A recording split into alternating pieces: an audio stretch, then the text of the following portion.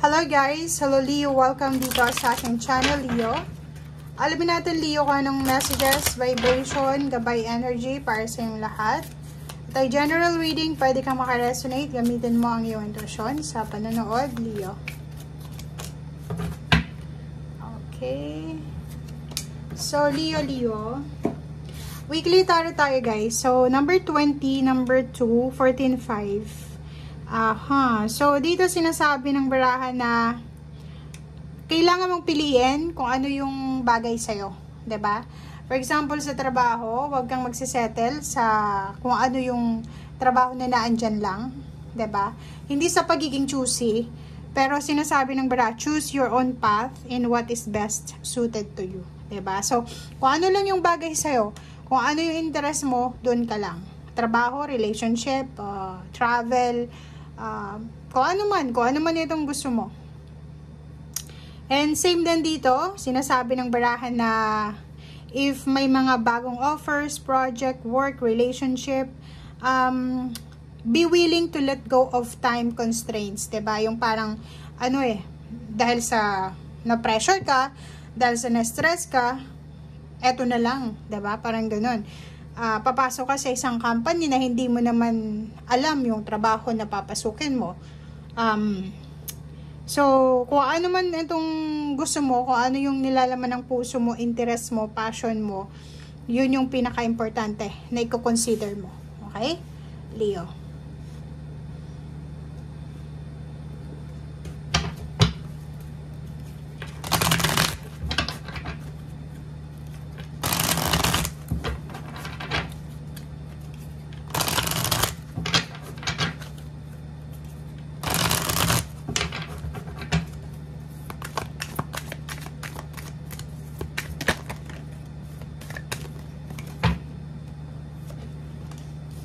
Oh, diba? So, kung makikita mo dyan, temptation siya. May mga Leo kasi dito parang naghihintay sila. Like for example, promotion sa trabaho, salary increase, or naghihintay sila talaga ng offer. Like kung isa kang teacher, pasado ka, naghihintay ka ng kung kailan ka tatawagan ng DepEd, parang ganon. Yun lang yung example natin, And sa tagal-tagal na paghihintay mo, pwedeng magkaroon ka ng temptation na kung ano lang yung i-offer sa'yo, tatanggapin mo na. Kaso lang, ang sinasabi ng barahan, huwag kang papadala sa temptation ng kung ano lang, diba, tingnan mo, hawak mo yon. Kung ano lang yung ino-offer sa'yo, i-grab mo na. Diba? Kung ano yung gusto mo, kung saan ka masaya, kung ano yung passion mo, kung sa isip mo, dito ako magiging masaya, dito ako nababagay, yun ang kailangan mong bigyan ng pansin, or yun ang i-prioritize mo. Okay?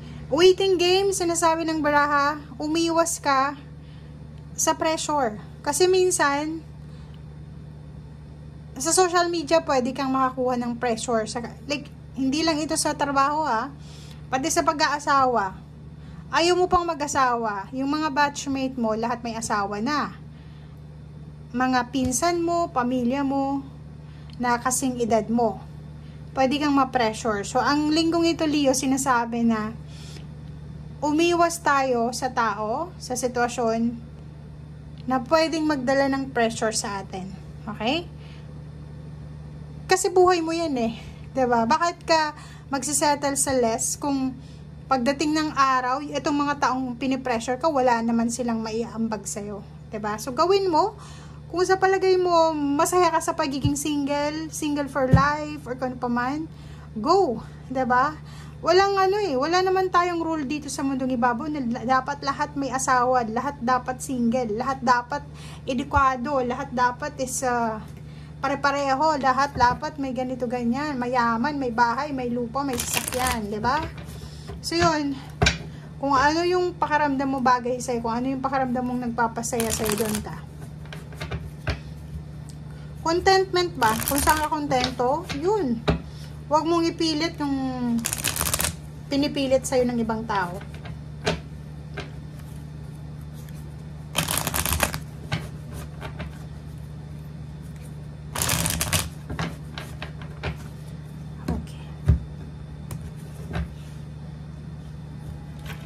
Okay, first card dito is, Two of Pentacles.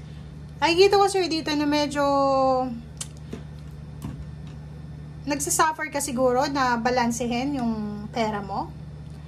Masyado ka sigurong focus sa pagbabalanse ng pera. Yun yung parang nakikita natin sa linggong ito. Parang mas, ang tawag dito, mas focus ka kung paano mo maayos yung mga financial problems mo. Or siguro, nakafocus ka sa kung paano ka makaka-recover sa yung financial na pangangailangan. Okay? So, ang nakikita natin, yun, Leo, yung focus mo sa ngayon. Focus ka muna sa pera, kung relationship itong pinipressure sa'yo ng tao, wala kang panahon sa relationship. And if naman sa trabaho, ang iniisip mo sa ngayon is kailangan ko maging balanse yung pera ko. Kailangan kong makabayad sa mga utang ko. 'Di ba? Nakikita natin dito guys na it's your energy kasi to eh. Energy mo yan. Kailangan mong maging Leo, maging fire sign. Kailangan mong ilaban kung ano yung gusto mo. Huwag kang susunod sa mga sinasabi ng ibang tao. Huwag kang masyadong padadala sa emotion mo na kesyo, baka may masabi si ganyan ganito. Focus ka lang. Focus ka lang sa kung ano tong alam mo na para sa'yo. Okay? Nakikita ko sa'yo dito, may mga Leong pwedeng makakatanggap ng offer ng relationship, offer ng trabaho, ng promotion, salary increase, or yung ibang Leo sa inyo dyan is nakafocus lang kayo doon sa pag-accumulate ng pera. Yung iba is focus sa pag-iipon ng pera. Yung iba is focus sa paghahanap buhay, paghahanap ng trabaho. Yung iba nag-focus sila sa paghihintay kung kailan sila makakapagtapos ng pag-aaral. Or yung iba naman is nakafocus kung kailan sila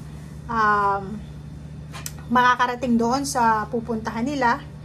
Or yung iba naman sa inyo dyan is ang focus nyo lang talaga is isang bagay lang. Diba?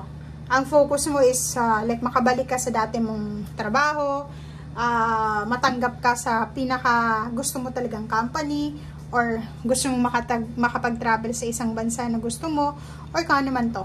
Okay? Comment down below if resonated ka. So overall, ang baraha mo is focus ka dito. Gusto mong mahawakan to, yung financial contentment, financial stability and security. Wala kang ibang focus sa ngayon.